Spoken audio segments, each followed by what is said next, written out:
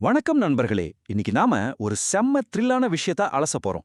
யோசிச்சு பாருங்க, ஒரு அரசு அதிகாரியோட சொத்து வெறும் 5 வருஷத்துல அவரோட சம்பளத்தை விட மும்மடங்கு அதிகரிக்குதுன்னா அது எப்படிங்க சாத்தியம்? மாசா மாசம் வர சம்பளத்துல மட்டும் இதெல்லாம் நடத்துமா? இல்ல இதுக்கு பின்னால வேற ஏதாச்சும் மர்ம கதை இருக்கா? ஊழல் தடுப்பு ஏஜென்சிகள் இந்த மாதிரி கணக்கு காட்ட முடியாத சொத்துக்களை எப்படி கண்டுபிடிக்கிறாங்க? அதோட வழிமுறைகள் என்னன்னு ஒரு நிஜ வழக்க வச்சே நாம இன்னைக்கு ஆழமா பார்க்க போறோம். இது ஒரு துப்பறியும் கதை மாதிரி இருக்க போது, வாங்க இந்த மர்மத்துக்குள்ள இறங்கி பார்ப்போம். இந்த கேள்விதாங்க இந்த முழு விளக்கத்தோட மையப்புள்ளி. ஒரு பக்கம் அரசாங்க சம்பளம், இன்னொரு பக்கம் குவிஞ்சு கிடக்கிற சொத்துக்கள். ஒரு அரசு அதிகாரியோட சொத்து மதிப்பு ராக்கெட் வேகத்துல ஏறுதுன்னா அதுக்கு என்ன காரணம்? அவரோட நேர்மையான உழைப்பா இல்ல குறுக்கு வழியில வந்த பணமா? இந்த மர்மம் முடிச்சத்தான் நாம இன்னைக்கு அவிழ்க்க போறோம். சரி, வாங்க கதைக்குள்ள போலாம். இந்த மெகா புலனாய்வு எப்படி ஆரம்பிச்சதுன்னு நினைக்கிறீங்க? பல கோடி ரூபாய் சொத்துக்களை பார்த்தா? இல்லவே இல்ல. இந்த மொத்த கதைக்குமே தொடக்க புள்ளி ரொம்ப ரொம்ப சின்னது, ஆனா ரொம்ப ஆபத்தானது. அது ஒரு லஞ்ச புகார். பாருங்க, ஒரு சின்ன தீப்பொறி எப்படி ஒரு பெரிய காட்டையே எரிக்குமோ, அதே மாதிரி இந்த ஒரு லஞ்ச புகார் தான் ஒரு பெரிய சொத்து குவிப்பு சாம்ராஜ்யத்தோட கதவையே திறந்து விட்டுருக்கு. அந்த தீப்பொறி இதுதாங்க. தருமபுரி சரகத்தோட ஜிஎஸ்டி சூப்பரண்டன்ட் திரு கே.என். அண்ணாதுரை. இவரு ஒரு தனியார் கம்பெனியோட 1.5 கோடி ரூபாய் ஜிஎஸ்டி பாக்கிய சரி பண்ணி தர்றதுக்காக 5 லட்சம் ரூபாய் லஞ்சமாவும், அது மட்டும் இல்லாம மாசம் 10,000 ரூபாய் மாமூலாவும் கேட்டதா சிபிஐக்கு ஒரு புகார் போகுது. சிபிஐ அதிகாரிகள் இந்த புகாரை வச்சு களத்துல இறங்கினப்போ அவங்க நினைச்சு கூட பார்க்கல இது ஒரு பெரிய பனிமலையோட சின்ன நுனிதான் அப்படின்னு. இப்ப புலனாய்வோட அடுத்த கட்டத்துக்கு போவோம். அந்த ஆரம்ப லஞ்ச வழக்கு இருக்கு இல்லையா, அது சிபிஐ அதிகாரிகளுக்கு ஒரு சட்டப்பூர்வமான வாரண்ட்டை கொடுத்துச்சு. அந்த வாரண்ட்டை வச்சு அதிகாரியோட வீடு, ஆபீஸ், மத்த இடங்கள்ல சோதனை நடத்த அவங்களுக்கு அனுமதி கிடைச்சது. இங்க இருந்து தாங்க உண்மையான துப்பு துலக்கிற வேலையே ஆரம்பிச்சது. இந்த டைம்லைனை கொஞ்சம் நல்லா கவனிங்க. இது ரொம்ப முக்கியம். நாம சினிமால பாக்குற மாதிரி எல்லாம் ஒரே ராத்திரில நடக்காது. 2024ல லஞ்ச புகார் வருது, கேஸ் ஃபைல் பண்றாங்க, அதுக்கப்புறம் சோதனைகள் நடக்குது, பல டாக்குமெண்ட்ஸை கைப்பற்றாங்க. ஆனா சிபிஐ நினைச்ச உடனே சொத்து குவிப்பு வழக்கு போட முடியாது. பாருங்க, கிட்டத்தட்ட ஒரு வருஷம் கழிச்சு நவம்பர் 2025ல தான் மாநில அரசிடம் அனுமதி கேட்கறாங்க. அந்த அனுமதி கிடைக்கவே 5 மாசம் ஆகுது. மார்ச் 2026ல அனுமதி கிடைச்ச பிறகு ஏப்ரல் 2026ல தான் சொத்து குவிப்புக்காக புதுசா ஒரு எஃப்ஐஆரையே பதிவு செய்யறாங்க. ஆக மொத்தம் ஒரு லஞ்ச வழக்கிலிருந்து அடுத்த சொத்து குவிப்பு வழக்கிற்கு போக 2 வருஷம் ஆயிருக்கு. ஊழல் வழக்குகள்ல நீதி கிடைக்க ஏன் இவ்ளோ தாமதமாகுதுன்னு சொல்றதுக்கு இது ஒரு சிறந்த உதாரணம். இதுதான் இந்த புலனாய்விலேயே ரொம்ப சுவாரஸ்யமான பகுதி. ஊழல் பணம்னா அது எங்க இருக்கும்னு நினைக்கிறீங்க? ஸ்விஸ் பேங்க்லயா இல்ல ரகசிய லாக்கர்லயா? இருக்கலாம். ஆனா பெரும்பாலான நேரத்துல ஊழல் பணம் நம்ம கண் முன்னாடியே தான் இருக்கும். எப்படி தெரியுமா? விலை உயர்ந்த ஃப்ரிட்ஜா, வாஷிங் மிஷினா, பெரிய ஸ்மார்ட் டிவியா, ஆடம்பரமான சோஃபாவா, இப்படி நம்ம வீட்டு உபயோக பொருட்களா மாறி நிக்கும். ஒருத்தரோட வருமானத்துக்கும் அவரோட வாழ்க்கை முறைக்கும் சம்பந்தமே இல்லாதப்போ புலனாய்வாளர்களோட சந்தேக பார்வை முதல்ல விழுறது இங்கதான். சோதனையும் போது கைப்பற்றப்பட்ட சில சாம்பிள் தான் இது. ஏகப்பட்ட வீட்டு உபயோக பொருட்கள் எல்லாமே ரொக்க பணம் கொடுத்து வாங்கப்பட்டிருக்கு. கணக்குல வராத தங்கம், வெள்ளி, வெண்கல பொருட்கள். இதுக்கெல்லாம் என்ன காரணம் சொல்லுவாங்க தெரியுமா? இது என் நண்பர் கொடுத்த கிஃப்ட், இது என் சொந்தக்காரங்க அன்பளிப்பா கொடுத்ததுன்னு சொல்லுவாங்க. ஆனா புலனாய்வாளர்கள் சும்மா விட மாட்டாங்க. ஒரு அரசு அதிகாரிக்கு இவ்ளோ விலை உயர்ந்த பரிசுகளை யார் கொடுப்பா? ஏன் கொடுப்பாங்க?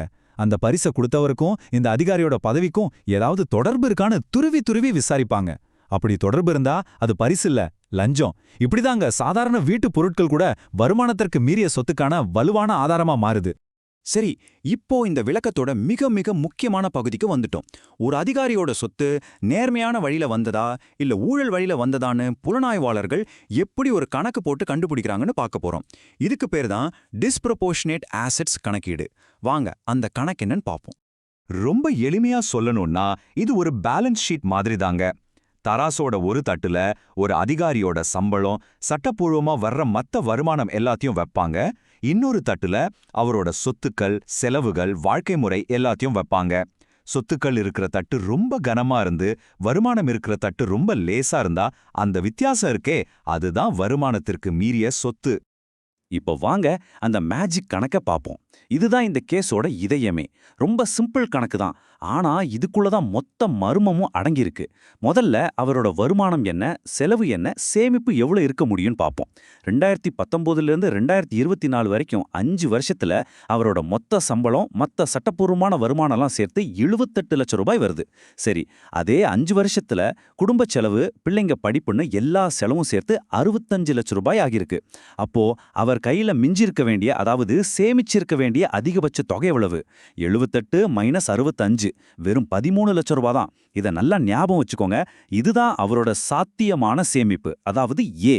இப்போ 2வது பகுதிக்கு வருவோம். அவரோட சொத்து வளர்ச்சி எப்படி இருந்திருக்கு? 2019ல அவரோட சொத்து மதிப்பு 42 லட்சம். ஆனா 5 வருஷத்துல 2024ல அது 1,20,00,000 லட்சமா ராக்கெட் வேகத்துல உயர்ந்திருக்கு. அப்போ இந்த 5 வருஷத்துல மட்டும் அவர் புதுசா சேர்த்த சொத்தோட மதிப்பு எவ்வளவு? 120 மைனஸ் 42 கணக்கு போட்டா சரியே 78 லட்சம் ரூபாய் வருது. இதுதான் பி. இப்பதான் வடிவேலு சார் சொல்ற மாதிரி இந்த கணக்குல எங்கேயோ இடிக்குதேன்னு நமக்கே தோணும். பாருங்க, அவரால மிச்சம் பிடிச்சிருக்க வேண்டியது வெறும் 13 லட்சம் தான். ஆனா அவர் புதுசா சொத்து சேர்த்ததோ 78 லட்சத்துக்கு. அப்ப அந்த பாக்கி 78ல 13 போச்சுன்னா 65 லட்சம் ரூபாய். இந்த 65 லட்சம் ரூபாய்க்கு எங்கேருந்து பணம் வந்தது? இதுக்கு அவரால கணக்கு காட்ட முடியல. இதுதான் நண்பர்களே வருமானத்திற்கு மீறிய சொத்து. இப்படிதான் புலனாய்வு அதிகாரிகள் கணக்கு போட்டு ஊழலை கண்டுபிடிக்கிறாங்க. நாம போட்ட கணக்குப்படி கிட்டத்தட்ட 65 லட்சம் ரூபாய்க்கு கணக்கு வரல. ஆனா சிபிஐ அவங்களோட முதல் தகவல் அறிக்கையில, அதாவது எஃப்ஐஆர்ல அதிகாரப்பூர்வமா குறிப்பிட்டிருக்கிற இறுதி தொகை இதுதான், 20,40,000 ரூபாய்.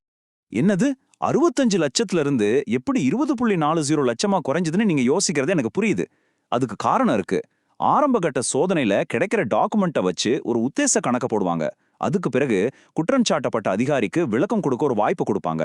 அப்ப அவரு இந்த பணைய மாமனார் கொடுத்தது, இந்த சொத்து என் பரம்பரை சொத்து, அதோட மதிப்பு இப்போ ஏறி இருக்கு அப்படின்னு சில ஆதாரங்களை காட்டலாம். புலனாய்வு அமைப்பு அந்த ஆதாரங்களை சரிபார்த்து அது சட்டப்படி ஏத்துக்கிற மாதிரி இருந்தா அந்த தொகையை கழிச்சிடுவாங்க. இப்படி எல்லாத்தையும் கழிச்சது போக எதை நீதிமன்றத்தில் சந்தேகத்துக்கிடமே இல்லாம 100% நிரூபிக்க முடியுமோ அந்த உறுதியான தொகையை மட்டும்தான் எஃப்ஐஆர்ல சேர்ப்பாங்க. அதனால இந்த 20.40 லட்சம் என்பது சிபிஐயால் உறுதியாக நிரூபிக்க முடியும்னு நம்புற தொகை. இனி வழக்கு இந்த தொகையை வச்சுதான் நடக்கும். மத்திய புலனாய்வு அமைப்புகள் சம்பந்தப்பட்ட ஊழல் வழக்குகள்ல ஒரு முக்கியமான சட்ட நடைமுறை இருக்குங்க. ஒரு லஞ்ச வழக்க விசாரிக்கும் போது சிபிஐக்கு வருமானத்துக்கு மீறிய சொத்து மாதிரி வேறொரு குற்றம் பத்தி தெரிய வந்தா அவங்களால உடனே ஒரு புது வழக்க பதிவு செய்ய முடியாது. அதுக்கு ஒரு ரொம்ப முக்கியமான அனுமதி தேவைப்படுது. இப்ப நீங்க கேட்கலாம், சிபிஐக்கு ஆதாரம் கிடைச்சிருச்சுல, அப்புறம் ஏன் உடனே கேஸ் போடாம மாநில அரசு கிட்ட பர்மிஷன் கேட்டு இவ்ளோ நாள் வெயிட் பண்ணணும்? இது ஒரு முக்கியமான சட்ட நடைமுறைங்க. சிம்பிளா சொல்லணும்னா, சிபிஐ ஒரு சென்ட்ரல் கவர்மெண்ட் ஏஜென்சி. ஆனா இந்த அதிகாரி வேலை செய்யறது ஸ்டேட் கவர்மெண்ட் கண்ட்ரோல்ல. நம்ம நாட்டு கூட்டாட்சி தத்துவப்படி ஒரு மாநிலத்தோட நிர்வாகத்துக்குள்ள மத்திய அரசு நேரடியா தலையிட முடியாது. அதனால மாநில அரசு ஊழியர் மேல ஒரு புது வழக்கு போடணும்னா அந்த மாநில அரசோட பச்சைக்கொடி கண்டிப்பா வேணும். சிபிஐ என்ன பண்ணுவாங்கன்னா, அவங்க கண்டுபிடிச்ச எல்லா ஆதாரங்களையும் ஒரு ஃபைலா ரெடி பண்ணி, பாருங்க உங்க அதிகாரி மேல இப்படி ஒரு குற்றச்சாட்டு இருக்கு, இதை விசாரிக்க எங்களுக்கு அனுமதி கொடுங்கன்னு மாநில அரசோட உள்துறைக்கு அனுப்புவாங்க. அவங்க அதை ஆராய்ந்து பார்த்து, ஆமா இதுல முகாந்திரம் இருக்கு, நீங்க தாராளமா விசாரிக்கலாம்னு ஒரு அரசாணை, அதாவது ஜிஓ பாஸ் பண்ணுவாங்க. அந்த ஜிஓ கைக்கு வந்த பிறகுதான் சிபிஐ புதுசா எஃப்ஐஆர் போடவே முடியும். இதனால தான் இவ்ளோ தாமதமாகுது. சரி, இப்ப இந்த கதையோட தற்போதைய நிலைமைக்கு வருவோம். மாநில அரசோட அனுமதி கிடைச்சாச்சு. புதுசா ஒரு முதல் தகவல் அறிக்கையும் பதிவு செஞ்சாச்சு. இதோட முக்கியத்துவம் என்ன, இதுக்கப்புறம் இந்த வழக்கு எப்படி போகும்னு பார்க்கலாம். நாம எல்லாருமே ஒரு விஷயத்த தெளிவா புரிஞ்சுக்கணும். எஃப்ஐஆர் போட்டதோட எல்லாம் முடிஞ்சு போச்சுன்னு நினைக்கக்கூடாது. உண்மையில உண்மையான சட்ட போராட்டம் இனிதான் ஆரம்பமாகுது. மத்த கிரிமினல் வழக்குகள்ல குற்றத்தை நிரூபிக்க வேண்டிய பொறுப்பு போலீஸுக்கு இருக்கும். ஆனா ஊழல் தடுப்பு சட்டத்துல ஒரு முக்கியமான வித்தியாசம் இருக்கு. ஒரு அதிகாரிக்கு வருமானத்திற்கு மீறிய சொத்து இருக்குன்னு சிபிஐ நிரூபிச்சிட்டாலே போதும். அதுக்கப்புறம் அந்த சொத்து எப்படி நேர்மையான வழியில தனக்கு வந்தது நிரூபிக்க வேண்டிய முழு பொறுப்பும், அதாவது பர்டன் ஆஃப் ப்ரூஃப், குற்றம் சாட்டப்பட்ட அதிகாரிக்கு மாறிடும். இதுதான் இந்த சட்டத்தோட மிகப்பெரிய பலம். இனி இந்த வழக்கு நீதிமன்றத்துல பல வருஷங்கள் நடக்கும். இந்த விளக்கத்தோட இறுதியில உங்களுக்கும் எனக்கும் ஒரு முக்கியமான கேள்வி.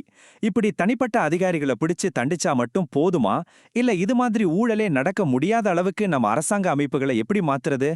எல்லா அரசு அதிகாரிகளோட சொத்து விவரங்களையும் இன்னும் வெளிப்படையா ஆன்லைன்ல கொண்டு வரது மூலமாவா? இல்ல டெக்னாலஜியை பயன்படுத்தி எல்லா பண பரிவர்த்தனையும் கண்காணிக்கிறது மூலமாவா?